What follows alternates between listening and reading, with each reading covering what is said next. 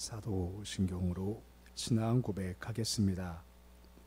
나는 전능하신 아버지 하나님 천지의 창조주를 믿습니다.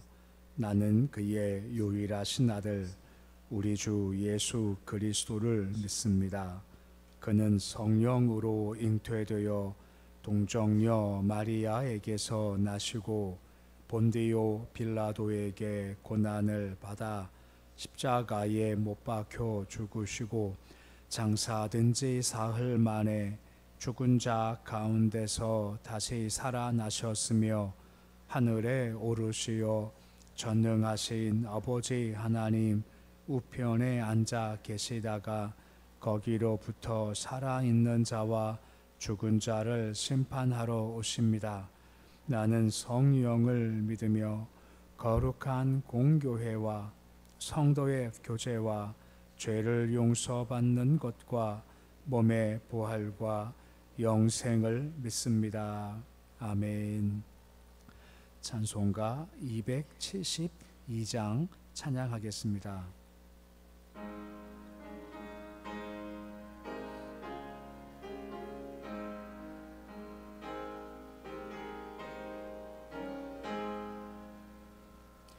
고통의 몽에 벗으려고 예수께로 나갑니다. 자유와 기쁨 베푸시는 주께로 갑니다. 병든 내 몸이 튼튼하고 빈궁한 삶이 부해지며 죄악을 벗어버리려고 주께로 갑니다. 낭패와 실망 당한 뒤에 예수께로 나갑니다. 십자가 은혜 받으려고 주께로 갑니다. 슬프던 마음 위로받고 이 생의 풍파 잔잔하며 영광의 찬송 부르려고 주께로 갑니다. 교만한 마음은 내버리고 예수께로 나갑니다. 복되신 말씀 따르려고 주께로 갑니다. 실망하니 몸이 물었고 예수의 크신 사랑받아 하늘의 기쁨 맛보려고 주께로 갑니다. 죽음의 길을 벗어나서 예수께로 나갑니다. 영원한 집을 바라보고 주께로 갑니다. 멸망의 포구해여 나와 영화의 나라 다다라서 영광의 주를 배우려고 주께로 갑니다. 429장 찬양하겠습니다.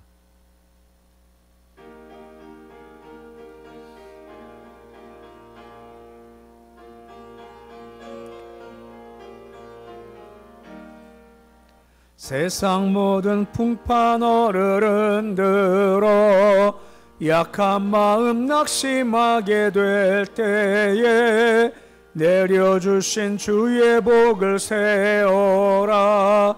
주의 크신 복을 내가 알리라. 받은 복을 세어보아라. 크신 복을 내가 알리라. 받은 복을 세어보아라. 주의 크신 복을 내가 알리라. 세상 근심 걱정 너를 누르고 십자가를 등에 지고 나갈 때 주가 내게 주신 복을 세어라. 두려움 없이 항상 찬송하리라. 받은 복을 세어보아라. 크신 복을 내가 알리라. 받은 복을 세어보아라. 주의 크신 복을 내가 알리라. 세상 권세 너의 앞길 막을 때 주만 믿고 낙심하지 말아라. 천사들이 너를 보호하리니 염려 없이 앞만 보고 나가라. 받은 복을 세어보아라. 크신 복을 내가 알리라. 받은 복을 세어보아라. 주의 크신 복을 내가 알리라. 오늘 말씀은 에스겔서 20장 33절에서 40절까지의 말씀입니다. 에스겔서 20장 33절에서 40절까지의 말씀입니다.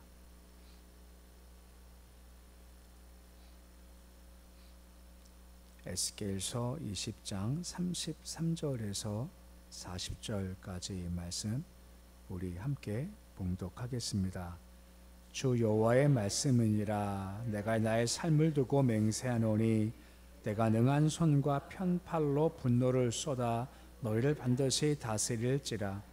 능한 손과 편팔로 분노를 쏟아 너희를 여러 나라에서 나오게 하며 너희의 흩어진 여러 지방에서 모아내고 너희를 인도하여 여러 나라 광야에 이르러 거기에서 너희를 대면하여 심판하되 내가 애굽 땅 광야에서 너희 조상들을 심판한 것 같이 너희를 심판하리라. 주 여호와의 말씀이니라. 내가 너희를 막대기 아래로 지나가게 하며 언약의 줄로 매려니와 너희 가운데에서 반역하는 자와 내게 범죄하는 자를 모두 제하여 버릴지라.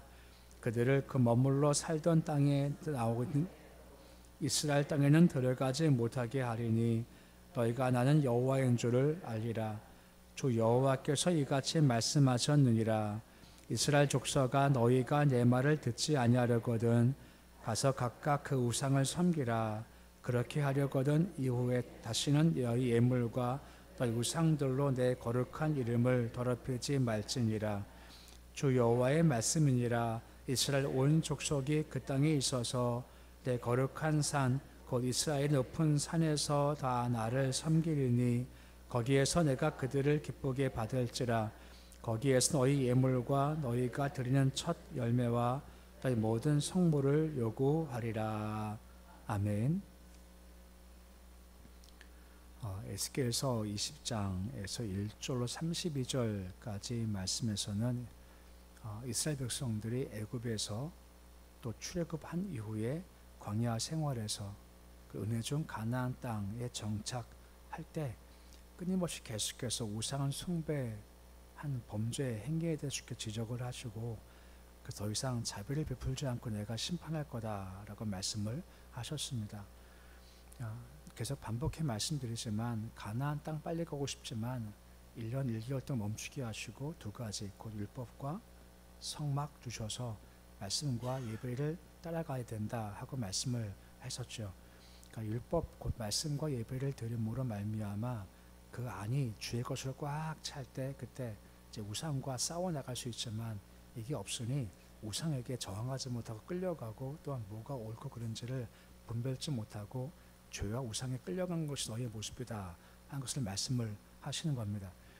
이제 본문에서는 한 번 더 그 죄를 지적하시지만 또 그럼에도 불구하고 내가 회복시킬 거다 하는 예언이 함께 겹쳐 나오게 됩니다.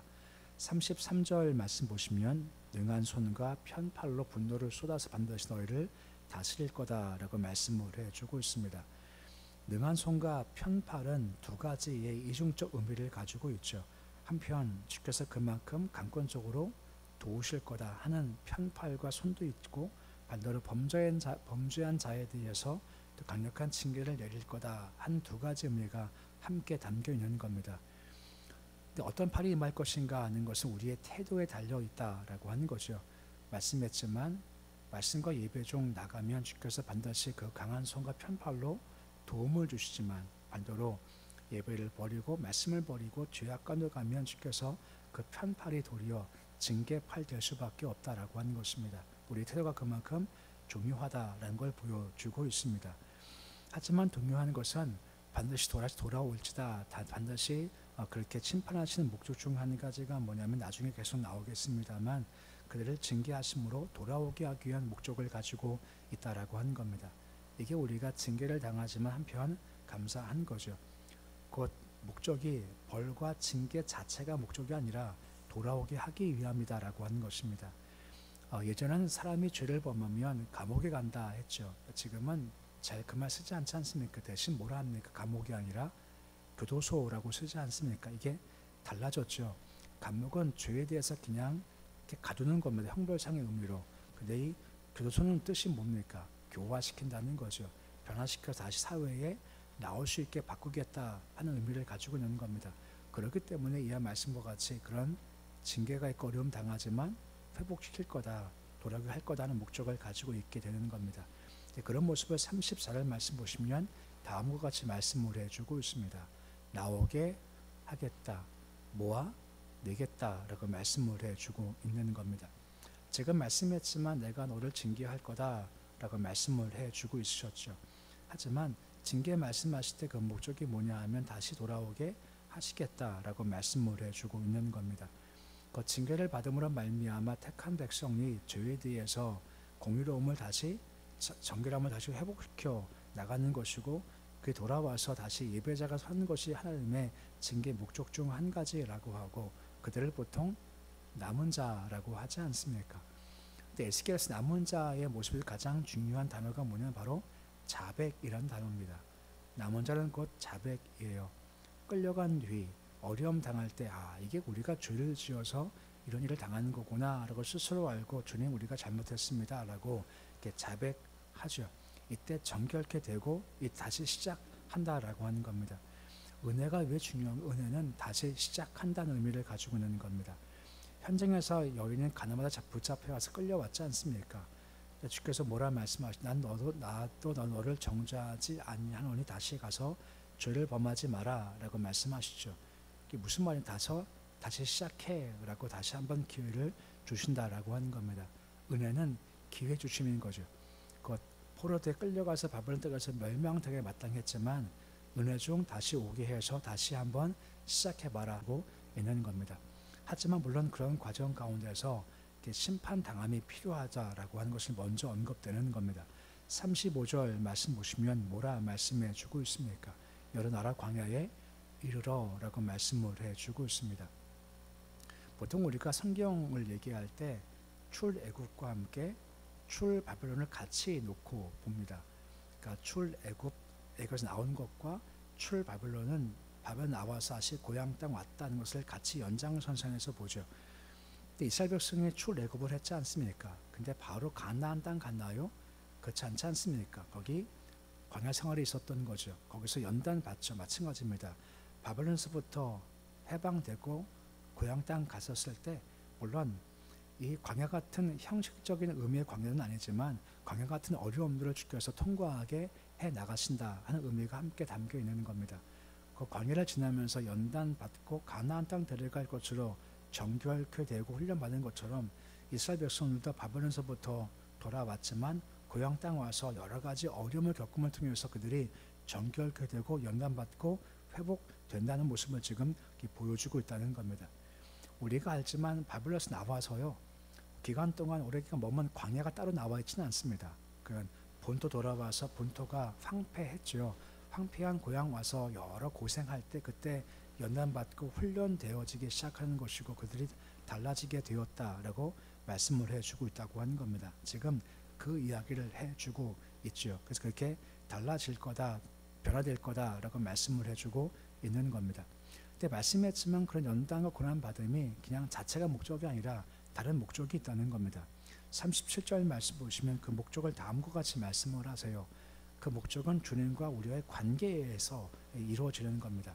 막대기 아래 지나가게 하겠다, 언약의 줄로 매겠다라고 말씀을 하십니다. 막대기를 지나가게 한다는 것은 무슨 말인가? 목자들이 이제 낮에 풀어놓고 이제 뭐 풀을 먹고 초장에 있다가 밤 되면 위험하기 때문에 그 양들을 다시 이제 울타리로 모아들이죠.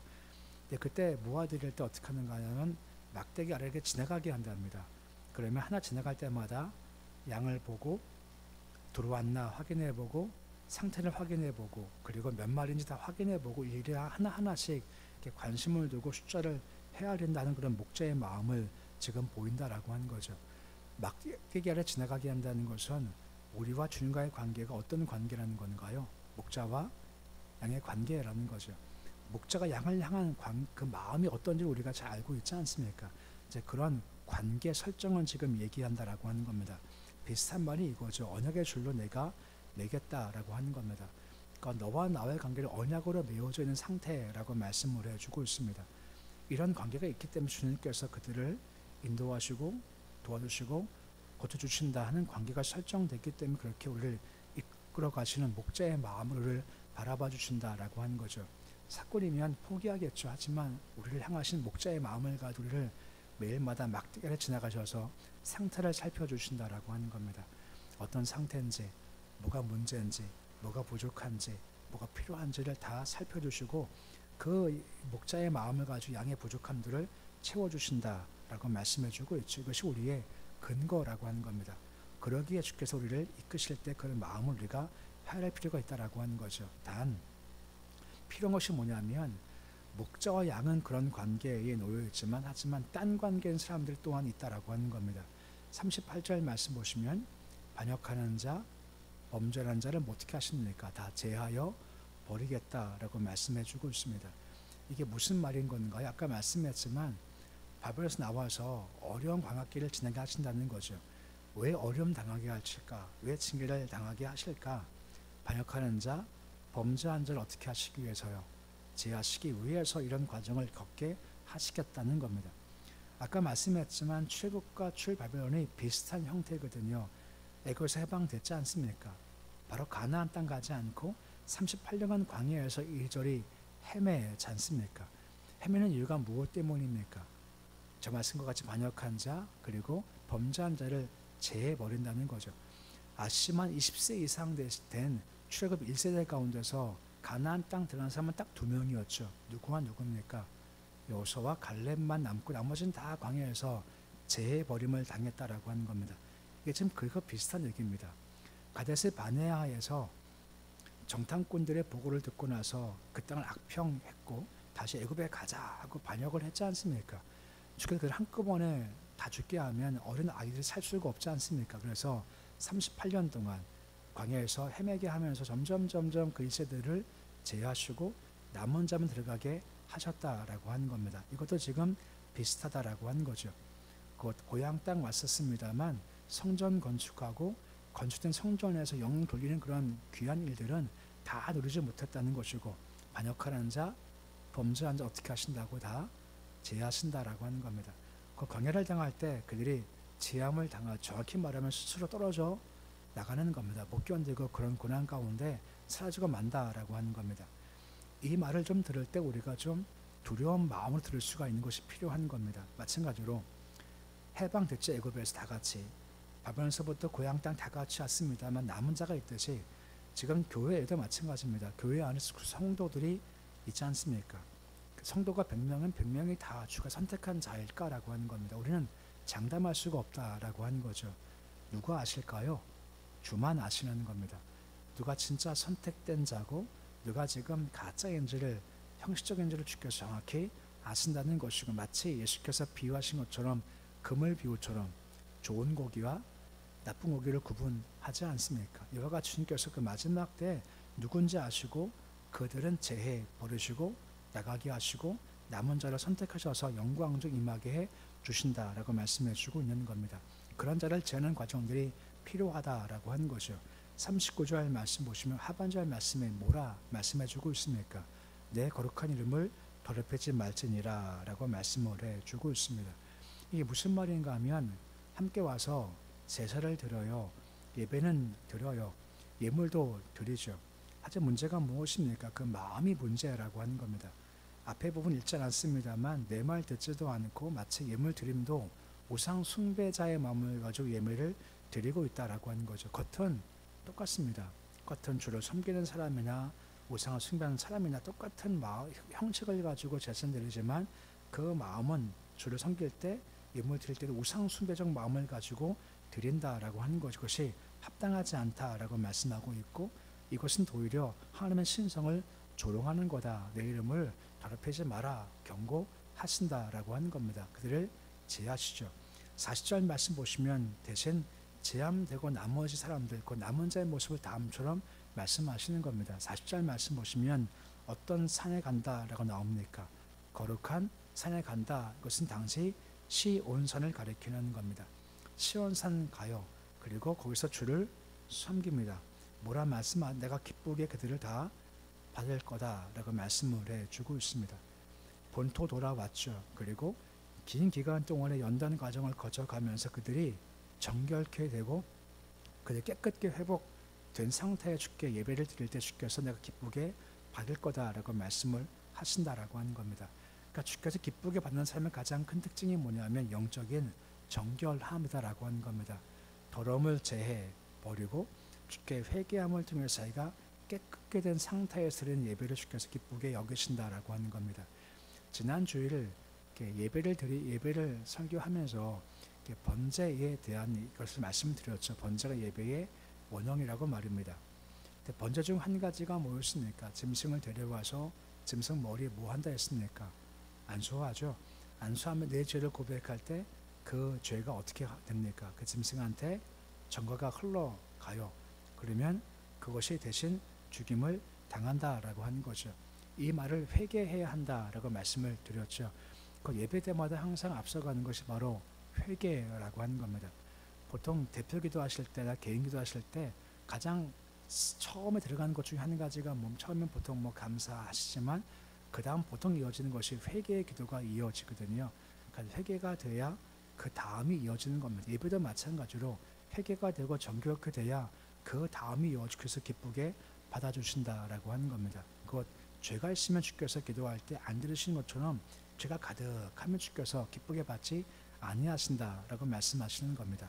또한 40절 말씀 보시면 정결함이 필요하지만 40절 가장 마지막에 내가 요구한다 하는 말씀이 있어요. 뭘 요구하십니까? 첫 열매를 요구하신다고 해요. 거기 예물과 성물이 나오지만 비슷한 말이고 첫 열매를 요구하시는 거죠. 첫 열매를 요구하신 때가 언제였습니까? 애굽에서부터 장자가 다 죽는 재앙을 당할 때 이스라엘 백성의 장자는 다 살았지 않습니까? 사람과 짐승은 다 살았어요. 그때 이후에 그것을 기념해서 너희의 첫 것을 내게 다 바쳐라. 첫 것은 내 거다라고 말씀을 하시고 그 이후 첫 것을 드렸죠. 이 첫 것이라는 것은 귀중한 것 그리고 좋은 것이라는 겁니다. 근데 이것을 바쳐가 아니라 가장 마지막에 뭐 하십니까? 내가 요구한다는 요구하실 정도라고 하는 거죠. 이것이 무슨 말이겠습니까? 주께 나올 때 우리 마음 가운데 감사를 품고 나와야 한다라고 하는 겁니다. 가장 기본적으로 십자가 통한 구원에 대한 감사를 말씀하고 갖고 나오는 것이고 일상자의 삶 가운데 주께서 주신 은혜에 대한 감사를 품고 나와서 주께 그 감사로 영광을 드리라 라고 말씀하는 것, 이것을 내가 요구한다 라고 말씀해 주고 있는 겁니다. 이것이 옳다는 겁니다. 시편 50편 23절 말씀 보시면 뭐라 말씀을 해 주고 있습니까? 우리 말씀 같이 함께 읽어 보시겠습니다. 감사로 제사를 드리는 자가 나를 영화롭게 하나니 그의 행위를 옳게 하는 자에게 내가 하나님의 구원을 보리라. 보시면 세 가지가 있지 않습니까? 감사로 제사를 드린다는 것이 주님을 영화롭게 한다는 겁니다. 주님 정말 감사해요. 하는 것들이 은혜에 대한 감사가 하나님을 높인다는 거죠. 또 그 행위가 뭐라 말씀하시는 것이 옳다, 이건 당연하다, 마땅하다라고 말씀하시는 겁니다. 그 예배 때 이 감사한다는 것이 주님을 높이는 것이고 마땅한 것이고, 그때 주께서 뭘 보이십니까? 구원을 보이신다는 겁니다. 그 구원은 끄집어냄이죠. 우리가 구원 받았죠. 영적 구원도 있지만 삶 많은 어려움도 있고 구렁텅이 있지 않습니까? 근데 감사할 때 뭐라 말씀하십니까? 내가 새롭게 구원을 모일 거다라고 말씀하신다는 겁니다. 새롭게 끄집어낼 것이 임한다는 거죠. 언제 말입니까? 감사할 때 말입니다. 그래서 그냥 감사하는 거죠. 나올 때마다 십자가 바라보며 은혜 기억하며 주님 감사합니다, 감사합니다 할 때 이건 참 듣기도 좋고 역사가 있다라고 하는 겁니다. 그래서 내가 요구한다라고 말씀해 주고 있는 겁니다. 우리는 크게 두 가지를 좀 봅니다. 한 가지가 뭡니까? 우리가 주님과의 관계가 목자와 양의 관계죠. 우리 결코 우리를 멸하시지 않으신 분인데 때로는 가끔 가다가 우리 삶 가운데 어려움을 주세요. 그 목적이 무엇입니까? 정결케 함이 목적인 거고 깨끗함이 목적인 거죠. 쉽게 나갈 때 우리가 정결해야죠. 그걸 기쁘게 받아 주신다는 겁니다. 또 한 가지가 감사를 요구하신다고 말씀하지 않습니까? 정결함과 감사 두 가지가 할 때 주께서 뭐라 말씀하면 내가 영어롭게 당하는 거고, 또 내가 너한테 기쁘게 할 거고, 이것이 옳은 것이고 내가 새롭게 구원을 베풀 거다라고 말씀을 해주고 있는 겁니다. 말씀을 기억하시면서 나올 때마다 정결함과 감사가 충만해서 말씀과 주님을 높여드리고, 또한 행위가 옳고 새롭게 구원을 보이신 역사가 있기를 우리 주 이름으로 축원해 드립니다. 기도하겠습니다. 아버지 하나님, 우리가 정결케 원합니다. 깨끗게 되기 원합니다. 애굽에서 해방돼 가나안 땅 갈 때나 바벨론에서 해방되어서 다시 고향 돌아가 성전 건축하려나 어떤 결과가 생기기 전 먼저 연단받음과 정결함이 필요했기에 그들을 연단하시면서 정결케 하신 것을 보게 되고, 정결할 때 내가 기쁘게 받겠다 말씀하십니다. 또한 동시에 내가 감사할 것을 요구한다라고 말씀하시는 겁니다. 십자가 구원 감사해 요구하시고, 일생의 삶 가운데 베푸신 은혜 기억하며 주님 감사합니다, 받은 복을 세워보며 감사합니다 요구하십니다. 이것이 한 영화롭게 하는 것이고 이것이 옳은 것이고, 그때 주께 새롭게 구원을 베풀어 주시는 겁니다. 우리가 새벽 예배 드릴 때 이 정결함과 감사를 드림으로 주께서 새로운 구원을 펼치시는 역사를 경험토록 주여 도와 주시옵시고, 특히 예배하고 찬송함 기도할 때 예수 이름으로 권세를 가져서 삶하는 어려움에서부터 끄집어내 주시기 원합니다. 메인 것이 있고 그리고 결박된 것이 있고 갇힌 것이 있습니다. 아버지 감사할 때 정결할 때 주님 자를 것은 잘라주시고 끄집을 것은 끄집어내어서 주의 은혜 가운데 자유를 경험토록 주여 도와 주시옵시고, 경험한 자유를 통해 주를 높이 성호를 찬양토록 역사하여 주시옵소서. 아버지 우리 도우심 가운데 우리 모두가 한 명 한 명 걸어갈 때마다 오늘 말씀처럼 이 광야길을 걸어갈 때 저 천국을 바라보는 모습이 되어지길 소망합니다. 애굽에서부터 가나안 땅 바라보았고 바벨론 땅 해방될 때 고향 땅 바라보았듯이 우리도 이 광야길을 걸어가며 그 천국 향해서 나가고 있습니다. 한시라도 우리가 가야 할 것을 놓치지 않도록 주님 도와주시옵시고, 내가 가야 할 것 준비 잘하게 주님 도와주셔서 이 땅 영광 말고 저 땅 영광 바라보며 이 땅 보호 저 땅 보호를 바라볼 수 있는 믿음을 더하여 주시옵소서. 우리 자손들 기억하시길 소망합니다. 자손들 견고히 잘 서기 원합니다. 아버지 우리 아이들 약합니다. 부족합니다. 연약합니다. 주님 편팔로 붙잡아 주시길 소망하며 곁길 갈 때 강권전을 막아 주시길 소망합니다.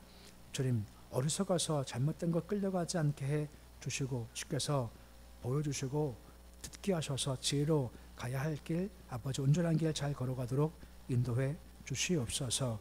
간건케 하시고 능력을 더해 주시옵시고, 그래서 한 지역 한 곳에서 아버지 허락하신 가운데 국권에 잘 세워지는 돋보이는 삶 살도록 도와주시옵소서.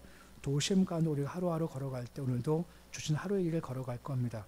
오늘 하루 길을 걸어갈 때 우리 입에서 원망과 짜증과 불평은 주님 제해 주시고 대신 주님을 높이는 영광과 찬송과 특히 감사가 넘쳐서 오늘도 하나님을 기쁘시게 하고 명화롭게 하고 네가 참 옳고 네가 참 맞구나 하는 그런 귀한 복된 삶 걸어가도록 인도해 주시옵소서. 예수님의 이름으로 기도드립니다. 아멘. 하늘에 계신 우리 아버지, 아버지의 이름을 거룩하게 하시며 아버지의 나라가 오게 하시며 아버지의 뜻이 하늘에서와 같이 땅에서도 이루어지게 하소서. 오늘 우리에게 일용할 양식을 주시고 우리가 우리에게 잘못한 사람을 용서하여 준 것 같이 우리 죄를 용서하여 주시고 우리 시험에 빠지지 않게 하시고 악에서 구하소서. 나라와 권능과 영광이 영원히 아버지의 것입니다. 아멘.